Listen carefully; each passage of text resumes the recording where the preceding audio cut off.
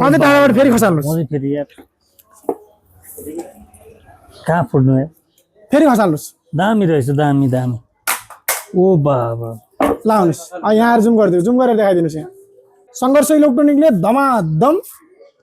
mobile चाहिँ सस्तो रेटमा बाँडि नै रहेको छ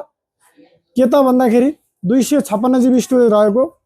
हनरको मोबाइल ब्याट्री ब्याकअपको लागि 17% ब्याट्री आयो भने 3 दिन चलेन भने मेरो जिम्मा ढुक्क भएर लिनुहोस् खसाल्दाखेरि पनि स्क्रिन एकदमै प्रोटेक्टमा बवाल राम्रो छ उहाँ सरले चाहिँ नरायणनाथबाट आएर हाम्रो सङ्घर्ष इलेक्ट्रोनिकलाई माया गरेर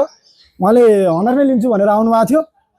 उहाँलाई हामीले यो खसालेर सम्पूर्ण टेस्ट गरेर उहाँलाई दिँदैछौँ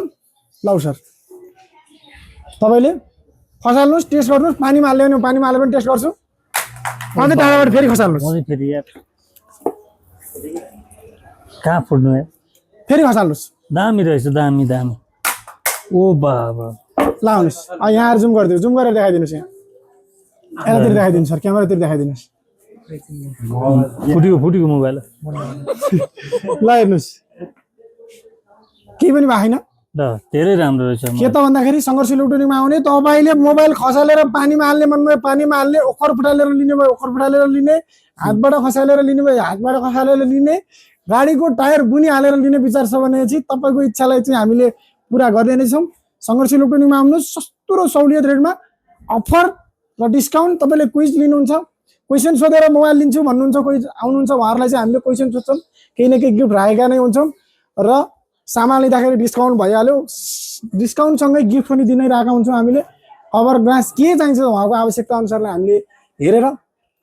एकदमै राम्रो र बलियो फोनहरू दिने भनेको कुनै सङ्घर्ष इलेक्ट्रोनिक पसल सम्झिनु होला एकचोटि आउनु होला पसलमा भिजिट गर्नु होला हेर्नु होला कुनै पनि सामान